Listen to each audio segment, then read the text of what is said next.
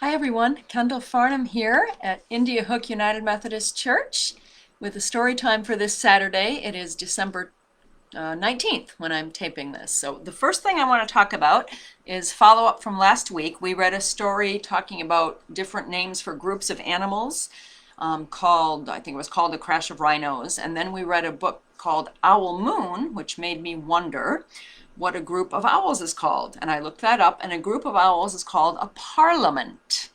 And the word parliament, what I mostly know it as, is a form of government. England has a parliament for their government, and it comes from a French word called parler, which means talk.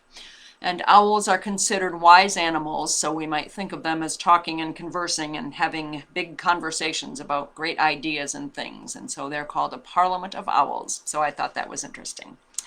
Our first story today is called Santosaurus, and this is a story I've not read before till today, so I'm excited.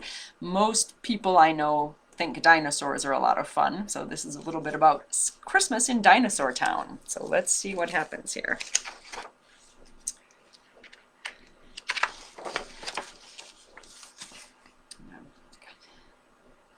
When the snow began to fall before Christmas, Ollie, Molly, and Milo wrote letters to Santosaurus. Ollie wished for a Dinobot. Molly wished for a Dinocycle. All Milo wanted was to meet Santosaurus and to fly in his sleigh. So we have three little dinosaurs who I think are dinosaur siblings, and they're making their Christmas wishes.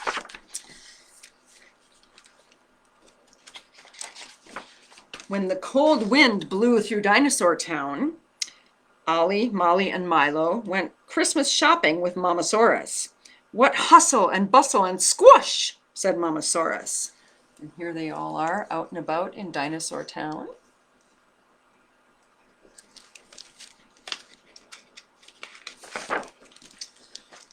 Later, Mamasaurus, Dadasaurus, Ollie, Molly, and Milo wrapped presents in fancy paper, hung up paper chains, turned on the lights, strung popcorn to hang on the tree, and baked sugar plum cakes for everyone.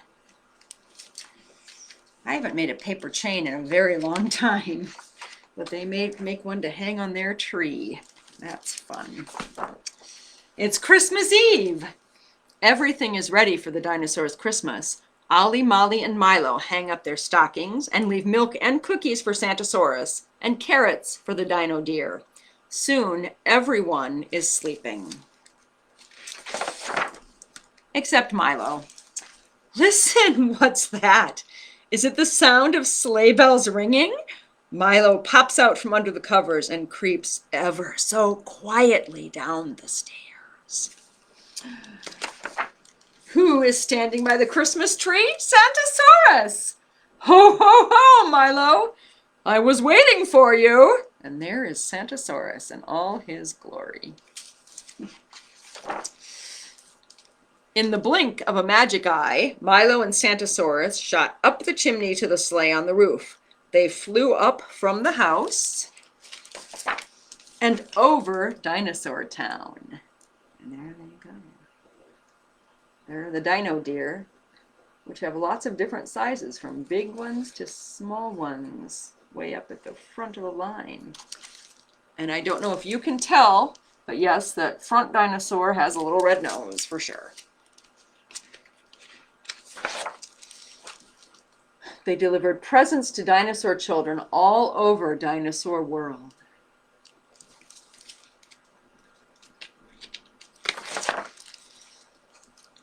It was still dark when Santosaurus brought Milo home. Good night, Dino dear, Milo said, giving each one a carrot. Good night, Santosaurus, and thank you for the sleigh ride. Milo was back in bed and fast asleep before you could say plum pudding. Hooray! Shouted Molly. It's Christmas morning! Ollie's best present was a cool Dinobot. Molly got a fantastic Dinocycle. And Milo? Milo got a miniature sleigh, 8 little dino deer, and a Christmas hat, just like the one Santosaurus wore. So were all the dinosaurs happy? Yes, Saurus they were. Merry Christmas, Ollie, Molly, and Milo. Merry Christmas, Mamasaurus and Dadasaurus. Happy Dinosaurs Christmas. And that is the end. That reminds me, though, excuse me just a moment, I meant to wear my hat, and I forgot to put it on. So let's do that. There we go. I know you can't see me very much because I'm trying to show you the book instead, but I wanted to wear my Santa hat to read today. Our next book is called The Little Toy Shop. And this, again, is a book I've not read before. The author of this one is Francis Wolff. The author of Santasaurus is, I'm not sure how to say this name, Neum Sharkey. And I'd have to look up how to pronounce that, and I don't know, and I'm sorry for that. All right, The Little Toy Shop. Here we go. And this one is longer, so this will take a few minutes. Once, let's see, I want to show you the picture and so I can see the words. Once, when I was very young, I heard the story of a special little toy shop. It stood on a sunny street right across from a park with whispering trees and a babbling brook. The shop was owned by Mr. Kringle, and his name was printed on the window in big gold letters. Mr. Kringle was a gentleman with rosy cheeks and hair white as snow. He loved his little shop and all of the toys in it. But what he loved most was helping each and every customer find just the right toy. You know anybody else with rosy cheeks and hair as white as snow? Let's see what we got. One morning, a box was delivered to the shop. When Mr. Kringle looked inside, he found a small stuffed bunny, no more than 8 inches tall. Ho, ho, ho, he chuckled. What a cute little bunny. Mr. Kringle put a price tag of $5 on the bunny's foot. I know just the spot for you, he said, placing him on a shelf next to a large teddy bear. There, Teddy will look after you until I find just the right home for a cute little bunny like you. Let's see if I can do this. No, not like that. Okay. That evening, Mr. Kringle put on his hat and coat and left the shop.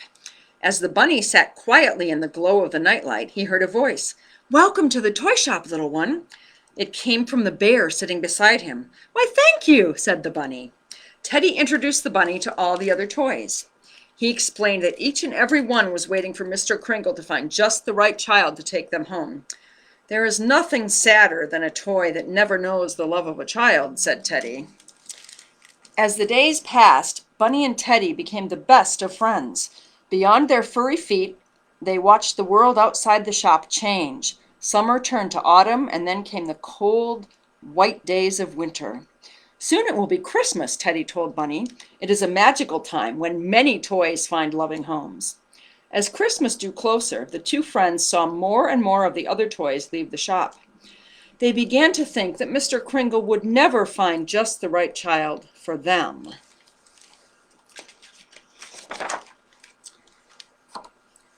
One afternoon, a little girl appeared outside the shop. With cupped hands, she peered through the front window. Bunny was sure that she was looking right at him, and his heart jumped with excitement. Maybe this is the child who will love me, he thought. The little girl stayed there for a long time. She smiled and waved at him, but eventually she went away. Bunny was so disappointed. To his surprise, she returned the next day and came into the shop. Would you like to hold him? Mr. Kringle asked. Yes, the little girl answered, beaming. He placed Bunny in her hands. As soon as she touched him, Bunny felt all warm and tingly. In that instant, he knew that this was the child who would love him forever. I have only $1 to spend, she said.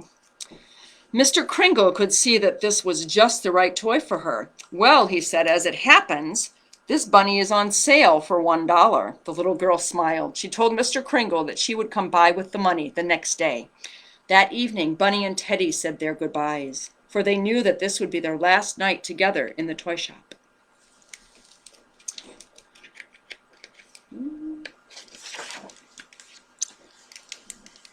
The next morning, as Bunny was waiting for the little girl to arrive, a tall man and his assistant entered the toy shop. The tall man said, I want to buy lots of toys. It's my daughter's birthday. How special to have a birthday so close to Christmas, Mr. Kringle said. Now, what kind of toys does your daughter like? I don't know, the man said, passing a wad of money to Mr. Kringle. I'm sure this will cover any cost. But surely you want to get just the right toy for her, Mr. Kringle protested. As they spoke, the man's assistant scurried about the shop, stuffing toys of every description into a large brown sack. It wasn't until they had left that Mr. Kringle noticed that the bunny was gone. Oh dear, this sounds like it's going to be sad. That afternoon, the little girl came to take Bunny home. Mr. Kringle explained what had happened and told her that the bunny was gone. "I'm so very sorry," he said. The little girl didn't say a thing. Tears pooled in her eyes. A great big one rolled down her cheek and fell to the floor with a plop. The sound of it nearly broke Mr. Kringle's heart. Never before had a child shed a tear in his shop. He felt so badly that he offered her any toy in the shop for free. Oh, she's got such a sad face.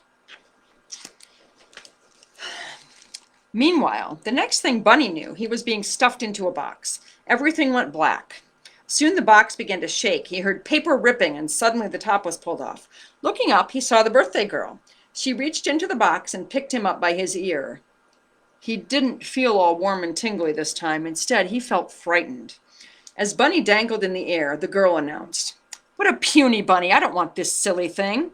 She tossed him into a pile of torn boxes and crumpled paper. Then, without a thought, she moved on to the next package. Poor Bunny! His day had started out with such promise. Now he found himself among the trash. The ungrateful birthday girl had broken many of the toys she'd been given. "At least I still have my arms and legs," he thought, something that couldn't be said for some of the other toys. As he lay there in the cold, a big dog came by. He sniffed at the bunny, then picked him up and trotted off, with Bunny dangling from his mouth. After a while, the dog stopped and lay down. He placed the bunny between his paws to lick him.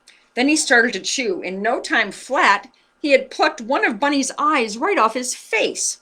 That dog soon got up and trotted off again. This time he dropped Bunny at the edge of the brook and began to drink. As he did, the bubbling brook carried Bunny away. The babbling brook. It could also be bubbling. He floated along gently at first, but as the current grew stronger, he was tumbled and tossed on the dark ribbon of water. Suddenly, his foot snagged on an overhanging branch. Bunny was stuck. Mr. Kringle had closed his shop early. On his way home, he didn't enjoy the crunch of snow under his feet or notice the snowflakes dancing in the night sky. For the first time ever, he felt tired and a little old.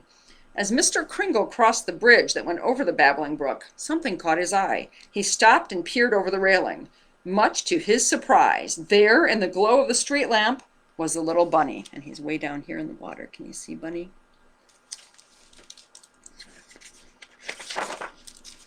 Mr. Kringle ran across the bridge. He slid down the snowy embankment to the water's edge. Careful not to fall in, he plucked the bunny from the icy brook. Bunny felt warm hands squeezing the water from his fur. A familiar voice said, my, little one, how did you ever end up like this?" As soon as Bunny heard the voice, he knew it was Mr. Kringle, and a flicker of hope welled up inside him. Mr. Kringle tucked the bunny into his coat pocket, and with a new spring in his step, he hurried home. Bunny is all soaked in the water.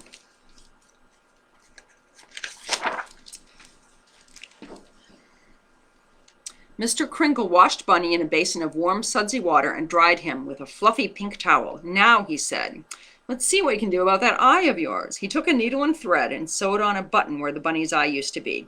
"There now, you're almost as good as new." The next day was Christmas Eve. Mr. Kringle took Bunny back to the toy shop. Bunny was looking forward to see his old friend Teddy again, but when he looked at their place on the shelf, Teddy was gone.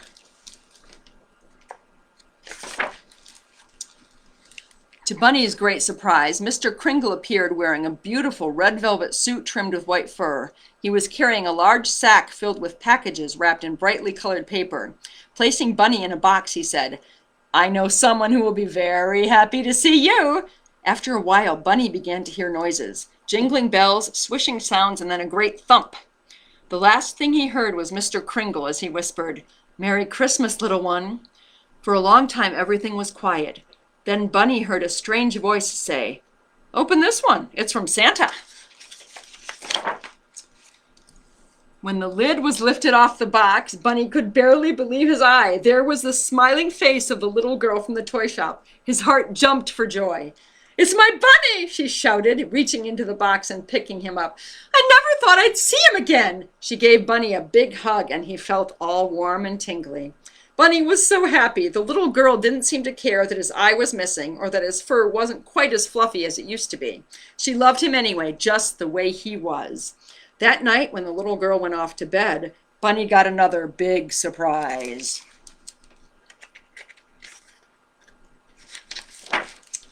There, lying on her bed, was his old friend. Bunny and Teddy had been given the greatest gift of all, a little girl with a heart big enough to hold them both. And there she is with Bunny and Teddy and going to sleep on Christmas. And that is the end. Oh, I'm wrong. There's a little bit more about Mr. Kringle. On a sunny street, right across from a park with whispering trees and a babbling brook, there is magic to be found in a little toy shop, where you will always find just the right toy. And that is the end of the little toy shop. So thank you so much. I hope you have a wonderful Saturday. The sun is shining out there today, and it's a beautiful day.